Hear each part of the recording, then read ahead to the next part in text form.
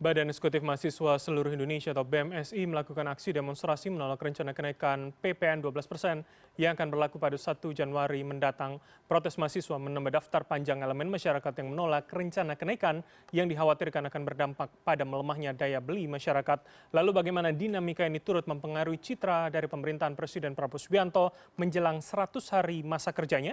Apakah akan ada kejutan perubahan pada last minute nanti? Dan untuk membahasnya sudah bersama kami 3 orang narasumber, yakni Wakil Ketua Komisi 11 DPR RI Muhammad Haikal, kemudian Koordinator BMSI Herianto, serta Direktur Eksekutif Indo Strategik Ahmad Khairul Umam. Assalamualaikum, selamat sore. Ada Pak Haikal, Mas Herianto, dan juga Mas Umam. Apa kabar semuanya? Kabar baik, makasih. Baik, terima kasih sudah berkenan bergabung 3 orang narasumber. Saya ke Mas Herianto terlebih dahulu. Jadi Mas Herianto, kalau kemudian sudah dilakukan atau mungkin sedang berlangsung saat ini demonstrasi dari teman-teman BMSI, apa kemudian analisanya, seburuk apa kemudian dampak 12% nanti untuk masyarakat, Mas? Ya, terima kasih CNN telah mengundang saya. Saya barang sekali hadir di sini mempresentasikan bagaimana perasaan kami sebagai anak muda, khususnya sebagai mahasiswa ya. Hari ini kita melihat keadaan dinamika politika bangsa kita hari ini, terus semakin mencek bagaimana keadaan masyarakat kita di bawah.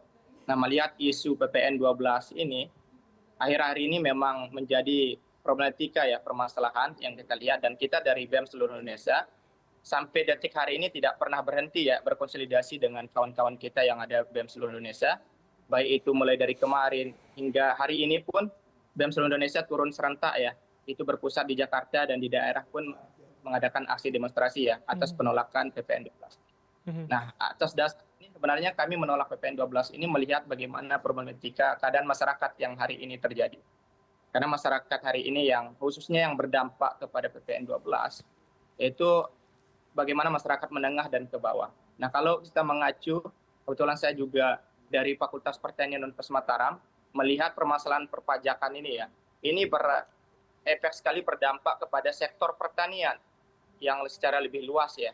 Nah, kalau kita mengetahui bahwa pajak-pajak yang kita pernah pelajarin, itu ada namanya pajak konsumsi. Nah, pajak konsumsi ini ada yang seperti kita konsumsi beras, beli sampo, dan sebagainya. Kemudian ada namanya, saya ingin kita agak maju sedikit begitu. Jadi sebetulnya yang menjadi tuntutan utama dari teman-teman BMSI adalah kemudian pembatalannya. Karena kalau menghitung hari rasanya 5 hari lagi, mungkin sekitar 3 hari aktif lagi, kemudian 1 Januari, atau hanya penundaan pelaksanaannya di Januari mendatang, Mas Herianto? Ya, kalau kita poin tuntutan yang kita desak dari BMSI adalah membatalkan bagaimana kenaikan PPN 12 ini. Karena perekonomian kita hari ini belum stabil ya. Itu yang kita desak, dan terkhusus kita menuntut untuk segera pemerintahan Presiden Prabowo Gibran untuk komunikasi lagi dengan DPR RI ya, agar merevisi undang-undang ini sebagaimana bisa mensetarakan rakyat yang menengah dan ke bawah. Itu Mas. Baik, oke. Saya ke Pak Haikal kalau begitu. Jadi Pak Haikal, dengan dinamika yang semakin kencang rasanya penolakan sudah semakin banyak disuarakan, apakah ini akan menjadi pertimbangan untuk Komisi 11 kemudian membicarakan dengan pemerintah ataupun koalisi Indonesia Maju begitu untuk keberlangsungan dari Kabinet Merah Putihnya Pak Prabowo begitu Pak Haikal? Tentu semua aspirasi masyarakat akan selalu kita serap dan kita tampung. Itu menjadi perhatian dan pertimbangan buat kita di DPR sebagai bahan yang untuk kita sampaikan kepada pemerintah. Sebagaimana diketahui, ini sudah menjadi perhatian kami dari beberapa waktu yang lalu, bahkan sampai kita sudah audiensi dengan Presiden pada tanggal 4 Desember kalau tidak salah, di mana pada saat itu keluarlah keputusan bahwa Pak Presiden sudah menerima aspirasi kita dan bersepakat bahwa ini akan diterapkan PPN 12% sebagaimana sudah ditentukan oleh undang-undang, tapi akan kita terapkan secara selektif terhadap barang-barang yang mewah. Dan kedua, terhadap barang-barang yang lain akan dipertahankan di 11%. Bahkan lebih jauh lagi, saya harus putar lagi bahwa memang waktu itu kita juga datang membawa aspirasi kalau perlu melihat kondisi perekonomian saat ini sebagai bahan pertumbuhan, bagaimana kalau kita ajukan untuk penurunan malah. Kalaupun nggak bisa sampai ke level yang lebih rendah. Tadinya kita ada usulan mau turunin ke 8% gitu kan. Tapi itu kan mungkin terlalu jauh sehingga waktu itu bagaimana kalau kita usulin turun sampai 10%. Oke. Nah, keluar dari perbincangan kita dengan Presiden itu, beliau menyepakati, ya saya setuju lah ini kalau kita terapin ke barang mewah, karena kita tetap harus melaksanakan undang-undang, beliau disumpah untuk melaksanakan undang-undang sebagai Presiden, dan aspirasi kita untuk penurunan PPN memang beliau janji akan ditampung dan dikaji dengan tim ekonominya beliau, terutama jajaran kementeriannya. Oke, Pak Haikal, Nah, berarti ternyata kalau setelah bisa saya tarik garis lurus, artinya akan diterapkan dulu baru kemudian dievaluasi, atau kemudian dengan protes yang cukup banyak di hari ini, itu akan menjadi pertimbangan untuk menerapkan atau tidak? Mengingat ya kalau kita balik ke belakang 2022 pajak karbon juga belum sepenuhnya diterapkan begitu Pak Haikal? ya, kalau kita bicara kayak tadi saya tahu tuh pajak karbon ini kan itu merupakan kewajiban daripada undang-undang, tapi waktu itu pelaksana pemerintahnya kan bukan kita. Nah, kalau kita bicara sekarang yang di eranya Pak Prabowo aja ya, karena saya juga dari Partai Gerindra, Ya. kita juga sangat kepingin pertumbuhan ekonomi ini bisa melesat dengan tinggi sebagaimana yang kita perjuangkan, dan kita juga udah lihat kan, semua yang dilakukan Pak Prabowo kan targetnya adalah untuk mensejahterakan rakyat, baik program makan bergizi, pengecekan kesehatan, penaikan UMP, dan seterusnya, naikin gaji guru, naikin gaji hakim. Ini kan semua targetnya untuk mensejahterakan rakyat. Nah, bahwa ternyata ada undang-undang yang mensyaratkan harus naik PPN ini kan produk daripada rezim sebelumnya. Ini pembahasan pada tahun 2021 yang pemberlakuannya hari ini salah satunya tanggal 1 Januari 2025. Nah, memang kita ini kan sudah menyampaikan aspirasi kepada Presiden, dan setelah itu Presiden saya rasa memanggil tim ekonominya, dan kemudian mereka membuat press conference. Press conference-nya membawa paket ekonomi yang Oke. ada bantalan-bantalan untuk kaum menengah ke bawah, kan begitu. Nah, memang ini belum sesuai dengan aspirasi yang waktu kita sampaikan di DPR, makanya sampai hari ini pun kita masih terus berkomunikasi, tapi kan yang punya data, yang punya program ini memang tim ekonominya dari pemerintah. Jadi Baik. ini kalau hasil daripada demo ini terus berujung, oke, kita melakukan tindakan yang lebih lagi, yaitu tergantung tim ekonominya ini menyajikannya kepada Presiden. Karena kalau dari kacamata DPR hari ini, apalagi dengan waktu tinggal beberapa hari yang ada, tidak ada mekanisme yang dari kita. Oke, baik. Mekanisme sisa yang ada dari pemerintah. Pun satu koalisi yang Anda mengatakan dari Partai Gerindra pun juga tidak bisa begitu ya, disampaikan kepada Pak Prabowo begitu ya, Pak Haikal? Kalau kita menyampaikan, tentu kita menyampaikan. Tapi kan keputusan beliau, saya nggak bisa mendahului juga. Beliau Oke, selain baik. ketum kan Indonesia. Oke. Saya ke Mas Umam terlebih dahulu. Saya ingin dari kacamata politik begitu Mas Umam. Ini kalau kami publik membaca rasanya Pak Prabowo ingin kondisi yang kondusif paling tidak sejak menjabat di 20 Oktober lalu. Apakah ini kemudian akan menjadi catatan penting di masa kerja sebelum 100 hari ini, Mas Umam? Iya, bagaimanapun juga dinamika sosial politik yang melingkupi ya fase awal dari 100 hari kinerja pemerintahan tentu akan menjadi sebuah catatan penting bagi pemerintah baru.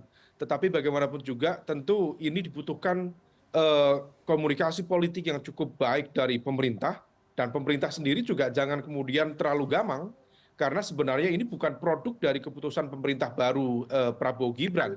Kalau misal kita dari proses yang terjadi sebelumnya, memang ini kan produk dari Undang-Undang Nomor 7 Tahun 2021 tentang harmonisasi peraturan perpajakan. Dan yang kita tahu, kalau misalnya itu diundangkan tahun 2021, di tahun 2022 kemarin pun juga sudah ada kenaikan dari 10% menjadi 11%. Maka kalau misalnya kemudian ada tenggat 1 Januari 2025, maka sebenarnya ini adalah bagian dari continuation, keberlanjutan dari proses yang sudah ditetapkan secara timeline-nya waktu itu. Nah, kalau misal kemudian pemerintah sendiri menjadi agak gamang, maka ini akan menjadi sebuah catatan tersendiri. Kalau kita belajar dari pemerintahan Pak Jokowi, itu lebih luar biasa lagi. Artinya di fase 3 bulan pertama pemerintahan Jokowi waktu itu di tahun 2015, dia berani melakukan kenaikan harga BBM yang dari sisi angka itu juga luar biasa, bisa 20-30% 30-an%. Tetapi begini, bagaimana kemudian sebuah argumen kebijakan publik itu disampaikan dengan judgement, dengan argumen yang memadai. Karena kalau misal kemudian argumennya kuat, rasa-rasanya political stakeholders juga yakin dengan keputusan itu. Nah, kalau misal per hari ini situasinya kan agak dilematis. Di satu sisi pemerintah menghadapi situasi ada defisit apa namanya keuangan negara. Dalam konteks ini tentu fiskal negara mengalami defisit yang tentu harus dicarikan Baik. dari mana bantahannya. Di saat yang sama kita juga tahu di tahun 2025 sampai 2027 ada tenggat pembayaran utang luar negeri yang juga harus dilakukan yang angkanya jauh lebih besar dibanding tahun-tahun sebelumnya. Nah, Oke. ini yang kemudian diharapkan bisa dijadikan sebagai basis penguatan secara kebijakan yang berkorelasi dengan kepercayaan publik terhadap pemerintah.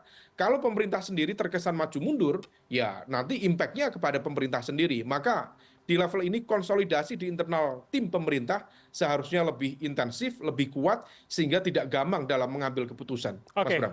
kalau begitu pertanyaannya, mana yang lebih mungkin diambil oleh pemerintahan Pak Prabowo melihat dengan segala situasi politiknya, antara kemudian stimulus atau kemudian bantalan tadi, atau lebih berhati-hati lagi untuk kemudian menaikkan, memang jika harus dinaikkan pada 1 Januari mendatang, Mas Umam. Tapi jangan langsung jawab, Mas Umam, karena kita akan jeda senak. Pemirsa tetaplah bersama kami di CNN Indonesia Newsroom.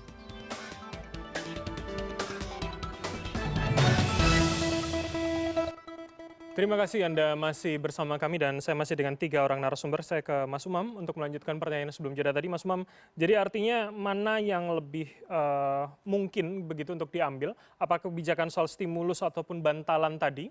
Atau kemudian ya nanti melihat bagaimana dinamika publik yang 5 hari lagi menjelang 1 Januari ini, Mas Umam?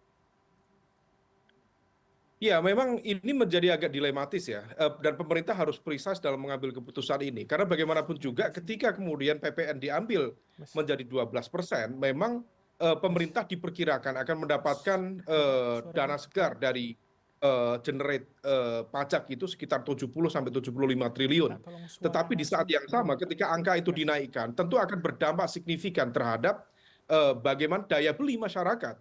Problemnya kalau daya beli masyarakat menurun, maka kemudian impact-nya bisa kemana-mana, terutama dalam konteks public consumption. Kalau dari konsumsi rumah tangga menurun, maka GDP nasional itu juga bisa terdampak, akan mengalami penurunan. Nah, ini yang kemudian harus dihitung secara signifikan oleh pemerintah. Dan yang terlebih, kalau misal kemudian kita cermati bantalan yang disiapkan dalam konteks kebijakan untuk meredam efek dari kenaikan PPN 12% ini, tampaknya lebih banyak disiapkan untuk kelompok kelas menengah dan juga dunia industri. Memang yang akan lebih banyak terdampak adalah mereka. Tetapi bagaimanapun juga memang masyarakat tentu harus dijelaskan di aspek apa saja. Kalau barang mewah, kemudian barang terkategori yang premium, itu pun harus di-clear-kan yang kategori apa saja. Karena ada agak sensitif, misalnya beras. Beras yang kategori mana? Kalau misal beras impor, beras yang digunakan di restoran, yang ada di hotel dan sebagainya, itu di-clear-kan. Kalau komunikasinya itu kuat, kemudian terjelaskan dengan baik, rasa-rasanya gejolak itu bisa dimitigasi. Baik. Tapi kalau misalnya kemudian ini penjelasan tidak begitu clear, tumpang tindih, bahkan yang beredar di masyarakat bukan kenaikan 1% PPN, tetapi kenaikan 12%. Jadi angka ini yang kemudian menjadi simpang siur. Nah, ini yang kemudian harus didudukkan, dan dalam konteks pengambilan kebijakan publik, pemerintah harus decisive, berani, dan memang tidak bisa membuat semuanya terpuaskan, tetapi untuk keputusan dan kepentingan lebih besar. Oke, saya ke Pak Hekal kalau begitu. Ini yang menarik dan juga menjadi perhatian publik juga soal kategorisasi definisi tadi yang kemudian Mas Umam sebutkan. Bagaimana kemudian ada definisi yang jelas mana mewah, mana yang biasa, mana yang premium, mana yang tidak terkena kenaikan. Bagaimana DPR mengkomunikasikannya kepada pemerintah? Jangan-jangan nantinya akan banyak definisi sampai bawah yang kemudian juga merugikan masyarakat, begitu Pak Hekal? Ya, jadi ini kan kalau kita dengan pemerintah, DPR dengan pemerintah, ini kan kita bicara kebijakan politik ya. Nah, kalau secara undang-undang kan memang udah nggak ada lagi yang bisa kita lakukan. Sekarang yang bisa dilakukan kan ada di tangan pemerintah. Kita harus pikir juga, kalau ada kebijakan misalnya yang 12% ini kan dari komunikasi kita ini cukup intens nih sekarang dengan pemerintah, tapi kembali lagi kita minta dari mereka untuk yang menyajikan. Karena pada akhirnya yang pegang data, yang pegang eksekusi nanti kan ada di tangan pemerintah. Jadi kita minta juga nanti sebelum diberlakukan, kalau bisa dalam waktu beberapa hari ke depan ini, mereka bicara sekali lagi untuk mengclearkan yang final ini terhadap masyarakat seperti apa. Karena memang ada dua hal. Satu, kalau memang ini kita tidak lakukan, kita melanggar undang-undang. Yang kedua, ini undang-undang yang mana aja nih yang kita bicarakan. Salah satunya adalah undang-undang APBN. Jadi bukan hanya undang-undang harmonisasi peraturan perpajakan 2021, tapi juga termasuk undang-undang APBN 2025. Di APBN 2025 tadi sebagaimana disampaikan oleh Pak Umam, angkanya itu 75 triliun yang terkait dengan PPN 12% ini. Nah, kita berharap bahwa memang ini harus ada solusinya. Nah, tadi disampaikan memang ada utang jatuh tempo yang cukup besar dan seterusnya. Jadi kita kredibilitas daripada APBN juga harus kita jaga. Ini menjadi resiko yang cukup penting untuk dikaji secara matang-matang oleh pemerintah. Kebijakan mana yang mau dipilih? Tapi apakah dinamika masyarakat nanti juga akan turut menentukan rekomendasi maupun apa yang kemudian juga disarankan oleh DPR kepada pemerintah 5 hari terakhir ini, Pak Haikal? Kalau menurut saya dinamika yang kita lihat sekarang ini sebetulnya kan kulminasi daripada dinamika yang sudah dari hari-hari sebelumnya. Jadi kita apresiasi adik-adik kita ini pada turun ke jalan, tapi sebetulnya tanpa mereka harus ini pun kita juga sudah mendengar terlebih dahulu dan memang kita bekerja sama untuk mencarikan solusi. Nah, solusinya tentu kita harus cari jalan yang paling bijak, tidak melanggar undang-undang, menjaga APBN, juga tapi tidak membebani masyarakat sebagaimana yang dikhawatirkan ini. Nah, tapi dalam komunikasi kita minta tolong dengan pemerintah supaya mereka yang memaparkan juga lebih jelas. Kalau menurut saya press conference yang awal tentang paket kebijakan, malah dalam komunikasi informal kita bisa nggak dibantu ditambah, ini masih terlalu berat lah gitu kan. Jadi komunikasi ini terus berjalan, makanya dalam beberapa hari terakhir ini mudah-mudahan paket yang finalnya ini akan diumumkan dan itu kita serahkan sepenuhnya kepada pemerintah. Baik, saya ke Mas Herianto kalau begitu. Jadi ketika ada rencana paket stimulus, bantalan-bantalan yang kemudian sudah kita bahas tadi, seberapa itu bisa atau menurut analisa teman-teman BMSI itu bisa mengurangi dari dampak kenaikan atau jangan-jangan harus memang tidak dilakukan atau ditunda begitu, Mas Herianto? Ya, terima kasih Mas. Kalau dari kesepakatan konsolidasi kita yang per hari-hari terus konsolidasi, memang poin tuntutan yang kita minta adalah mendesak Presiden itu agar mengeluarkan Perpu yang membatalkan tentang PPN 12% ini. Agar segera masyarakat merasa tenang di bawah. Karena kita melihat Presiden Prabowo ini kan presiden yang baru. Artinya dengan presidenan yang baru, pemerintah yang baru seharusnya mengasih modal bagi masyarakat agar surplus di 100 hari kepemimpinannya. Namun apa nyatanya hari ini yang kita lihat bahkan mencekik masyarakat. Nah, kalau kita lihat data dari tahun 2024 kemarin, itu 5 kali berturut-turut itu inflasi kita terus berturun. Bahkan UMKM yang kita lihat dari Bank Dunia itu mengalami 60% penurunan. Dan apakah yang kita lihat data sekarang ini sangat berefek ketika PPN 12 ini disahkan atau dijalankan, maka ini berefek tentang inflasi, kenaikan inflasi. Nah, kalau kita lihat dari pendataan kajian kita dari BEM seluruh Indonesia, pada tahun 2024 aja inflasi kita 1,55 sekian persen. Nah, bagaimana tahun 2025? Itu kan data per November. Ini kalau dari data kita ya, bisa naik 4,11 sekian persen ya inflasi. Dan itu yang menjadi kekhawatiran kita. Jangan sampai PPN ini adalah pajak yang diterapkan bagi masyarakat yang berefek adalah menengah ke bawah, ini sangat dirasakan. Kenapa tidak dibahas bagaimana perpajakan tentang jual beli ataupun pajak aset orang-orang kaya ini tidak pernah dibicarakan? Kenapa yang difokuskan? Jadi itu yang kita tekankan. Oke, ketika sisa 5 hari, 3 hari hari aktif begitu ya, karena ada weekend. Jadi artinya apa yang kemudian akan terus teman-teman lakukan dari BMSI? Apakah kemudian hingga ini sesuai dengan harapan teman-teman? Atau kemudian hanya sebelum tahun baru saja begitu, Mas Herianto? Ya, kalau kita dari mahasiswa ya, selalu berikrar akan berjuang sampai titik penghabisan. Nah, kalau kita lihat kebijakan hari ini yang dihadirkan Presiden Prabowo dengan kabinetnya, jangankan kebijakan ini kan dirubah per hari, padahal kita ingat pada tanggal 5 Desember dikeluarkan bahwa pajak ini berlaku hanya untuk orang kaya. Namun kita lihat beberapa hari kemudian, 3 hari, 2 hari kemudian kemarin, ini kabinet-kabinet dari Presiden Prabowo mengeluarkan bahwa pajak ini berlaku untuk segalanya. Dan ini kan simpang siur di masyarakat. Seharusnya pemerintah simpang siur ini menjelaskan kepada masyarakat bahwa hal inilah pajak-pajak yang berlaku. Nah, kita sebagai mahasiswa, sebagai perspektif perpanjangan lidah masyarakat harus hadir menyuarakan bagaimana kepentingan rakyat itu. Nah, kalau dari kita penegas, kita akan berjuang sampai titik penghabisan, sampai mendesak poin tuntutan untuk segera Presiden Prabowo mengeluarkan Perpu tentang penundaan PP 12% ini. Terima kasih. Baik. Terakhir, saya ke Mas Umam. Seberapa kemudian kalau tuntutannya adalah Perpu, kalau kemudian tadi pun disebut adalah warisan peninggalan di pemerintahan sebelumnya, itu akan mungkin dilakukan oleh pemerintahan Prabowo saat ini? Ya, memang argumen yang diajukan oleh teman-teman PDIP yang per hari ini menyatakan sikap menolak, memang pemerintah dalam konteks ini adalah presiden memiliki hak otoritatif prerogatif untuk menggagalkan atau meng-cancel aturan sebelumnya. Meskipun aturan sebelumnya itu sebagaimana disampaikan oleh teman-teman Gerindra itu yang merumuskan ya teman-teman PDIP juga.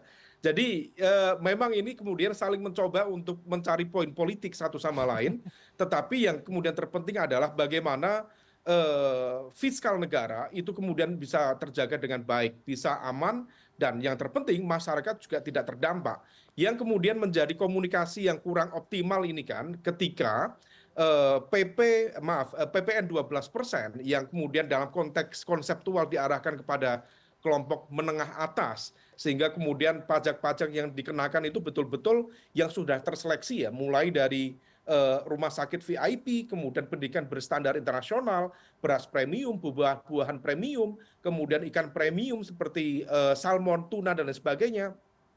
Yang terpenting bagaimana kemudian rencana pemerintah, mitigasi pemerintah, supaya kemudian efek dari semua itu tidak berdampak kepada pasar secara luas.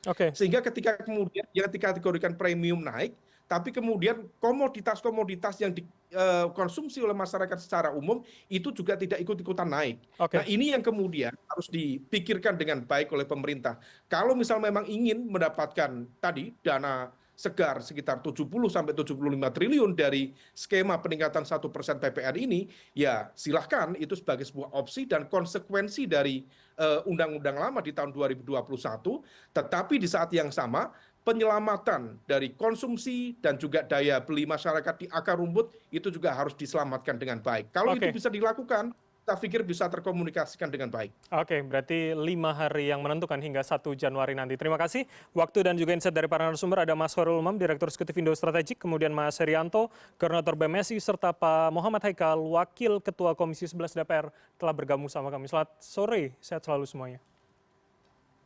Selamat sore, terima kasih.